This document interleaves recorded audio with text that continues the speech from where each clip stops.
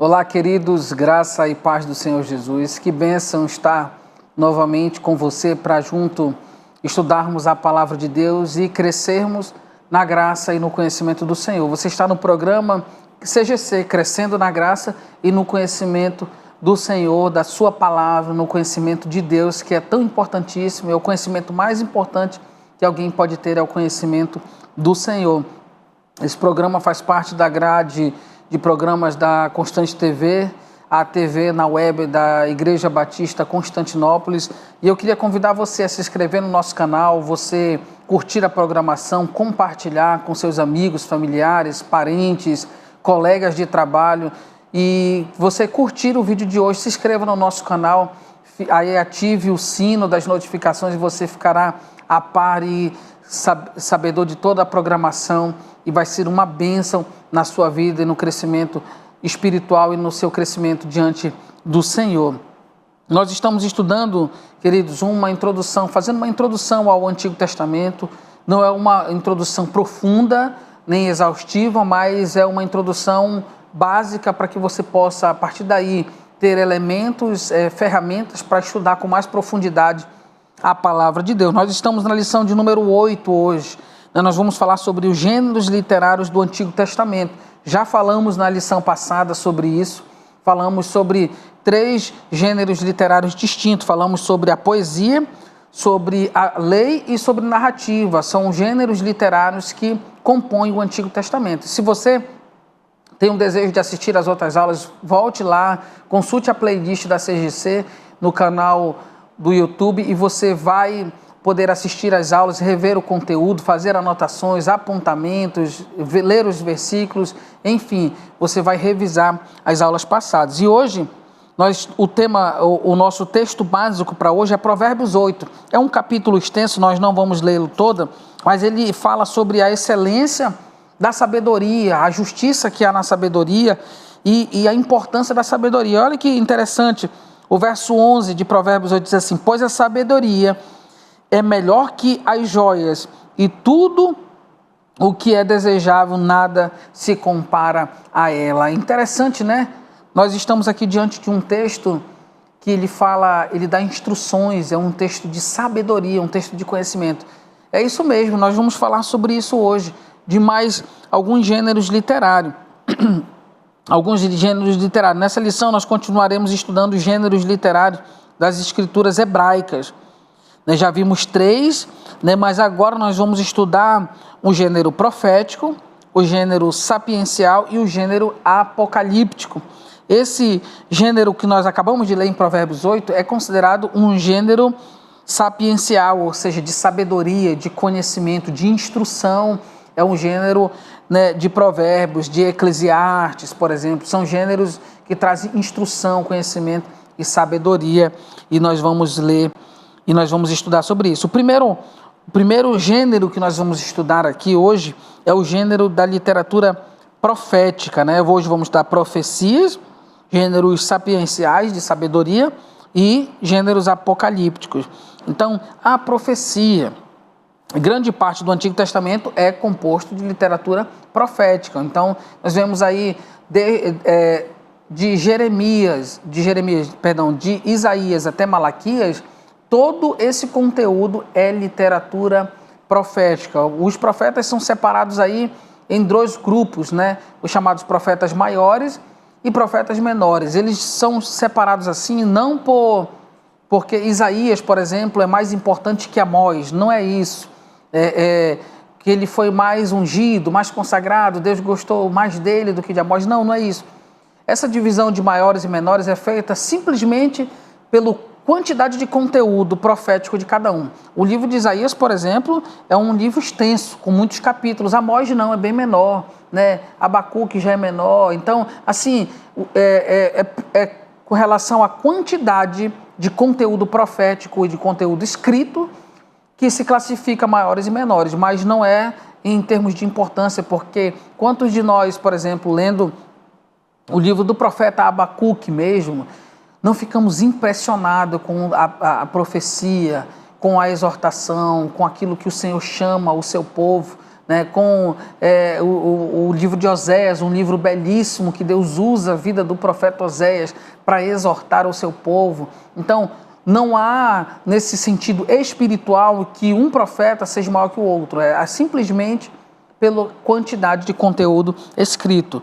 Então, os profetas, a palavra profeta significa literalmente vidente, mas não era essa a função específica de um profeta. O vidente, a gente tem a ideia de que um vidente é aquele que vê o futuro, prevê as coisas que vão acontecer lá na frente, né? E sempre conhecer o futuro é uma coisa que o ser humano é muito curioso para isso. E nós achamos que os profetas e a literatura profética do Antigo Testamento, ela tem esta pretensão primária de revelar o futuro, e não o era. Nós vamos entender que os profetas, eles tinham a tarefa essencial de apresentar a mensagem de Deus. Ela poderia ser, sim, uma mensagem de acontecimento futuro, ela poderia, sim, revelar um acontecimento futuro, como houve muitas profecias, principalmente acerca do Cristo que haveria de vir. Eram profecias que apontavam para um futuro que se concretizaria na pessoa do nosso Senhor Jesus Cristo, mas nem sempre era assim. E nós vamos ver que o profeta, ele tinha uma função essencial de trazer a mensagem de Deus, não tanto de prever o que aconteceria no futuro. O profeta era uma espécie de guardião da lei do Senhor. Então, é interessante notar que todos os profetas levantados pelo Senhor sempre foram levantados por Deus, porque o seu povo estava distante de Deus. E o profeta, ele trazia o oráculo de Deus, ele trazia a mensagem do Senhor, geralmente uma mensagem de arrependimento. Era que o povo voltasse ou se voltasse para Deus, largasse e deixasse para trás a vida de pecado. E o profeta trazia consigo esta mensagem, a mensagem do Senhor. O povo, muitas vezes, principalmente o povo de Israel, ele se extraviava pelo caminho, esquecia-se do Senhor, deixava de caminhar com o Senhor, abandonava a lei do Senhor. E o profeta sempre era levantado para trazer o povo de Deus para perto de Deus. Nós podemos entender, queridos, que o profeta, ele era uma manifestação maravilhosa da graça de Deus, era o cuidado de Deus. Deus poderia muito bem deixar o seu povo largado e dizer, não, vou deixar esse povo entregue ao seu pecado e abandoná-lo completamente. Mas Deus misericordioso que sempre levantava um profeta para que o povo abrisse os olhos e voltasse para o Senhor. Então perceba a importância do profeta. O profeta tinha uma mensagem importantíssima de trazer o povo de volta e trazer o povo. Sua principal função era de convocar o povo da aliança ao arrependimento em caso de flagrante e contínua desobediência. Perceba que o profeta, ele tinha essa função. E as profecias de Deus eram assim: você, meu povo, tem se esquecido de mim, tem abandonado minha lei, tem se distanciado de mim, e vou trazê-lo de volta. Eu falei aqui do profeta Oséias, e o profeta Oséias usa a sua vida, o seu casamento. Deus usa até o nome dos filhos de Oséias, né, para admoestar, para advertir o povo, né? Um dos filhos de Oséias, por exemplo, era chamado de não meu povo. Que coisa dura, Deus dizendo, esse povo é não meu povo. Por quê? Porque está em pecado, em desobediência, mas eu quero que seja meu povo. A vontade do Senhor era que este povo voltasse para Ele, e Deus estava usando a vida do profeta. E, queridos, como é gratificante olhar e ver que os profetas eram homens de Deus que, às vezes, renunciavam sua própria vida para viver a vontade de Deus. Alguns queriam ser relutantes, né? Como Jonas, por exemplo, que não quis obedecer a Deus, mas Deus foi lá e cumpriu os seus propósitos. E Jonas conhecia, né, que se a palavra de Deus fosse pregada e o povo se arrependesse, Deus perdoaria. Jonas conhecia que Deus era um Deus de perdão. Então perceba que o profeta, ele era importantíssimo e as profecias tinham essa função. Mas dentro também da literatura profética, há outros tipos de literatura, como poesia, como narrativas. Nós vemos que os profetas também narravam histórias. Os livros proféticos também narram histórias do povo de Deus. Narram a própria história do profeta, como Jeremias, por exemplo, né? Um profeta muito perseguido, né? E nós vemos que as profecias, elas também, nós na nossa leitura da palavra de Deus, nós temos que ter esse entendimento, que não é porque eu estou lendo um livro profético que eu não vou encontrar dentro desse livro profético outro tipo de literatura. E eu tenho que ter essa percepção para compreender isso também. O ponto alto da literatura profética é o discurso do profeta ao povo da aliança. Ele sempre tinha a intenção de resgatar e trazer o povo de Deus de volta. Muito embora a literatura profética também contenha conteúdos futuros. Olha só, alguns tipos comuns, na literatura profética incluem o oráculo de salvação, no qual há o anúncio de um evento futuro, naquele dia, como diziam muitos profetas, no qual o Senhor derramará profusão de bênçãos sobre o seu povo amado. Oséias capítulo 2. Existiam parábolas, alegorias e provérbios em Jeremias 23, ditos numéricos em Amós, cânticos de amor em Isaías e lamento em Amós capítulo 5. Os profetas do Antigo Testamento não possuíam um púlpito. Olha que interessante, queridos. Em um templo, nenhuma congregação que os ouvisse semanalmente. Eles proclamavam as suas mensagens nas ruas, nas praças, nos mercados ou nas portas da cidade. Assim, para que as pessoas parassem para escutar as suas mensagens, tinham de utilizar as formas de um litígio ou de uma canção. No fim, o objetivo sempre era conclamar o povo da aliança ao arrependimento e à fé em Deus. Que bênção saber que Deus sempre levantou homens dedicados à sua palavra, sensíveis a ele, homens ao qual Deus falava diretamente para reunir o seu povo e trazê-lo de volta ao povo da aliança, o povo que Deus separou para si, de volta para a sua presença e para servi-lo. E esta é a literatura profética importantíssima, que revela Deus, revela o caráter de Deus, revela a vontade de Deus que o seu povo sempre esteja no seu caminho, e também revela coisas futuras, como por exemplo o livro do profeta Daniel, que aponta para coisas proféticas e está muito ligado e associado ao livro de Apocalipse, por exemplo. Então, queridos, nós vamos dar continuidade no nosso próximo bloco. Nós vamos falar sobre a literatura de sabedoria. Nós vamos ver aí o nosso texto base foi Provérbios 8, que é um texto de sabedoria. E nós vamos ver que há muita instrução da parte do Senhor no texto de sabedoria e há muita revelação de Deus na literatura apocalíptica também. Eu espero encontrar você no nosso próximo bloco para continuarmos estudando a palavra de Deus e vendo que Deus se revelou-se à humanidade e usou estilos literários, porque Deus é um Deus da beleza, o Deus é um Deus da escrita também, é um Deus que se revela de forma extraordinária à humanidade, ao povo que Ele quer congregar como seu para passar a eternidade na sua presença. Te encontro até o nosso próximo bloco, em nome do Senhor Jesus. Olá, queridos, que bênção estar novamente com você, para darmos continuidade nesse segundo momento ao estudo da palavra de Deus, e nós estamos fazendo uma introdução ao Antigo Testamento.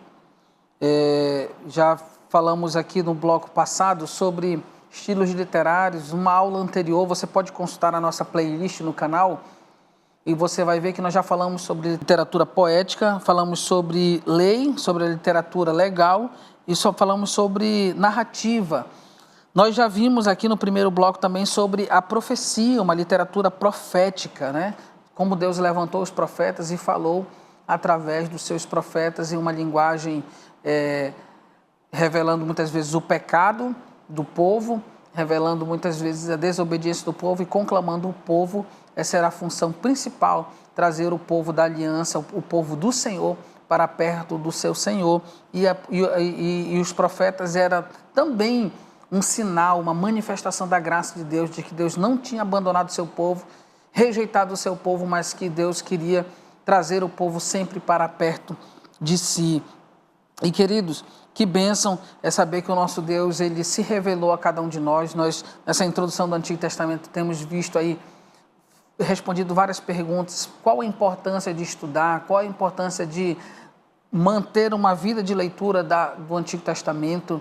E nós sabemos que é palavra de Deus revelada, inspirada, como Paulo diz, toda a Escritura é divinamente inspirada pelo Espírito Santo. usou a vida de homens comuns e se revelou na linguagem humana, revelou-se a nós. E que bênção que nós temos essa revelação de Deus para conhecer e crescer na graça e no conhecimento. E essa é a sua CGC. Curta, compartilhe, divulgue a CGC, a programação da Constante TV com seus amigos, familiares, colegas de trabalho e se inscreva no nosso canal. Vamos falar um pouco sobre literatura de sabedoria, né? Os livros de sabedoria, né? Há um gênero literário relacionado à poesia hebraica, mas é mais distinta desta. Ela se distingue por sua preocupação com a sabedoria e o cultivo de uma vida sábia. Então, Deus, Ele quer que o seu povo tenha uma vida de sabedoria, uma vida sábia, que o seu povo, na sabedoria, com uma vida sábia, o seu povo caminhe e trilhe os caminhos do Senhor, os caminhos da retidão, que o povo não viva errando.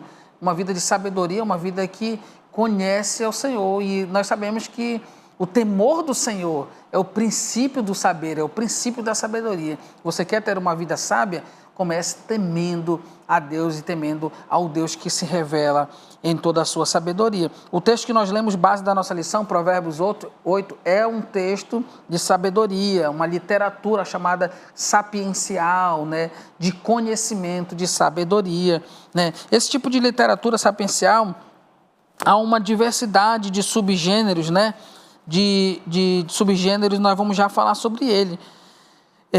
Mas os livros de sabedoria ou sapienciais, eles apresentam um princípio de que a instrução na sabedoria é de forma precípua, função da família, do lar, do conhecimento, né? Da instrução do lar. É por isso que Provérbios é atribuído a Salomão, Eclesiastes é atribuído a Salomão, e Cantares, né? Também a Salomão. Então, Salomão, sempre na instrução, ele diz, filho meu, ouve. Ou seja, essa instrução é uma instrução familiar, de conhecimento familiar. Meu filho, ouça, aprenda, trazer. E a instrução sapiencial tinha essa característica de ser uma instrução transferida de pais para filhos, num conhecimento do lar. Por isso, em Provérbios diz, filho meu, guarda o mandamento de teu pai e não deixes a instrução da tua mãe. Ata-os perpetuamente no teu pescoço, pendura-os aos pescoços, na verdade, né? Não considerar a instrução na sabedoria resultaria em castigo. Olha o que diz Provérbios 13:24. O que retém a vara aborrece seu filho, mas o que o ama cedo o disciplina. Outros provérbios sugerem a existência de escolas de sabedoria nas cortes, por meio dos quais os príncipes eram instruídos, em Provérbios 16. Então, os textos de sabedoria são importantíssimos, né? Vejamos alguns, por exemplo, aqui, né, alguns tipos de textos de sabedoria. Há o provérbio, né? Um próprio provérbio, que é uma espécie de aforismo popular baseado na experiência e na observação. Vejamos aqui, por exemplo, Provérbios 11:24, que diz assim, o que distribui com generosidade enriquece, o outro que retém mais do que é justo empobrece. Então, esse tipo de literatura era uma literatura que as pessoas observavam, né? Um provérbio, nós sabemos que um provérbio popular é um dito popular que traz conhecimento da vida prática. Então, as pessoas observavam que aquele que distribui com generosidade, aquele que ajuda o próximo, ele enriquece, ou seja, Deus está abençoando aquela pessoa, ele dá generosamente. E pela observação da vida, o outro que retém mais do que é justo, ele empobrece. Então é um conhecimento popular. Tem um dito de sabedoria que se trata de uma afirmação didática que estabelece um valor ou uma lição. Por exemplo, em Provérbios 16:20. Vejamos o que diz Provérbios 16:20. Quem atenta com prudência para a palavra prosperará. Feliz é o que confia no Senhor. Ele estabelece uma função, né, um valor ou uma lição. Há um dito numérico, que é um aforismo caracterizado por uma estrutura numérica de lições a serem observadas. 6 coisas o Senhor aborrece e a 7ª a sua alma abomina. Ele usa números para estabelecer esse princípio do saber.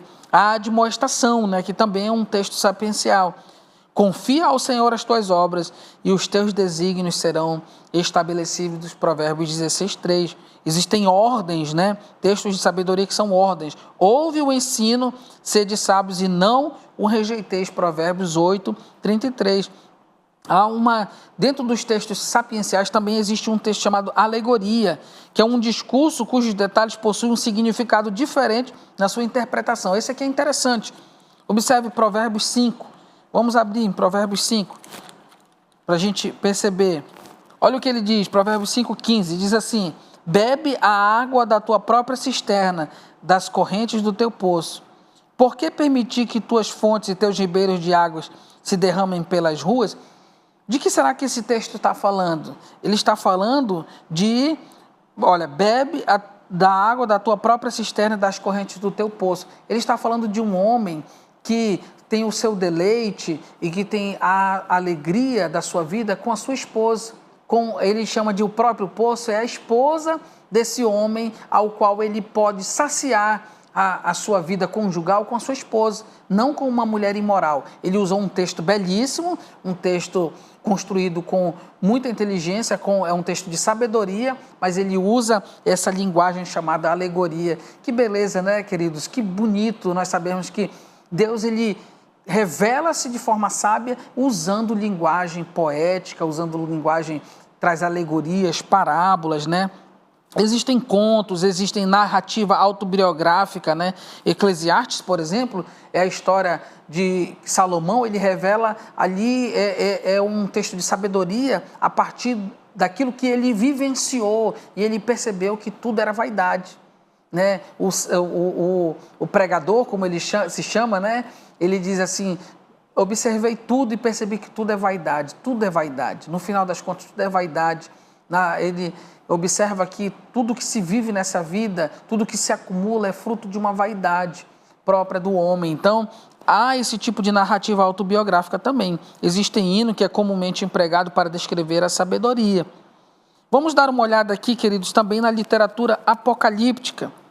É um tipo de literatura um pouco difícil de se compreender, de ser definido, mas ele é um tipo de escrito que é muito rico no uso, por exemplo, de anjos, na comunicação da mensagem, né? É vivido em expectativas escatológicas, ou seja, de coisas futuras. Apocalipse, né? Apocalipse, por exemplo, a palavra apocalipto, ela é do grego, que revela. Essa palavra, ela tem origem grega, que é o termo revelação, né? Então, o livro de Apocalipse, por exemplo, do Novo Testamento, ele significa isso, revelação de Jesus Cristo, né? Então, a literatura apocalíptica, ela tem essa ideia de revelar coisas futuras. Ele faz uso de muita alegoria, de muitas imagens, né? Imagens que para nós podem ser difíceis de interpretar, mas que para o povo daquele tempo era até fácil de compreender. Existem dezenas, talvez centenas de escritos apocalípticos datados do período intertestamentário, mais especificamente entre o segundo e o primeiro século. Entre os livros canônicos do Antigo Testamento, a segunda metade do livro do profeta Daniel, a partir do capítulo 7 até o capítulo 12, são considerados literatura apocalíptica. Além dele, outros livros apresentam pequenos trechos apocalípticos, como Isaías, Ezequiel, Zacarias e Malaquias, né? Então, o livro do profeta Daniel, por exemplo, ele traz uma visão simbólica, lá no capítulo 7 e 8, em que há uma indicação das circunstâncias, uma descrição da visão, um pedido pela interpretação, a interpretação fornecida por um anjo e uma conclusão que narra a reação do profeta ou acrescenta mais instrução por parte do anjo. Então, Daniel, há muita ligação entre Daniel e o Apocalipse do Novo Testamento. Então perceba que a Bíblia Sagrada, o Antigo Testamento, ele fez uso. O Senhor fez uso de linguagem humana, de formas de escrita humana, da beleza da escrita humana. Principalmente aqui nós estamos tratando como esses textos foram escritos em hebraico. Nós estamos falando de textos produzidos pelo povo de Israel, revelado por Deus. Nós estamos falando de literatura hebraica, que contém poesia, que contém lei, que contém provérbios, que contém profecias, que contém literatura apocalíptica e narrativas também. Perceba, querido, que é importantíssimo nós conhecermos esses estilos literários para uma melhor compreensão da palavra de Deus. Então, para finalizar, eu queria lembrar você de um exemplo.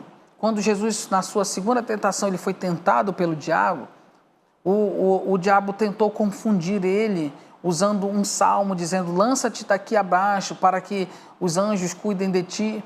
E ele tratou aquele texto com Jesus como se aquele texto fosse uma promessa. Mas Jesus responde também com a palavra e diz assim: olha, não tentarás o Senhor teu Deus.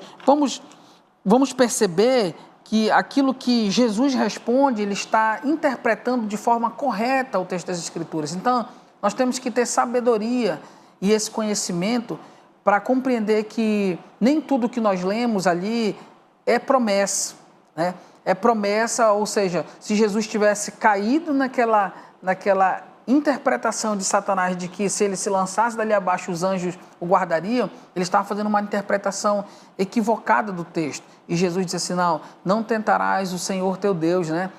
Então ele faz a interpretação correta, porque há uma forma correta de se interpretar. É a forma que nós devemos conhecer os estilos literários para fazer essa melhor interpretação dos textos da palavra de Deus. Que Deus te abençoe, que você se deleite na leitura do Antigo Testamento, que Deus fale com você de Gênesis a Malaquias e também no Novo Testamento, mas nosso foco é o Antigo Testamento.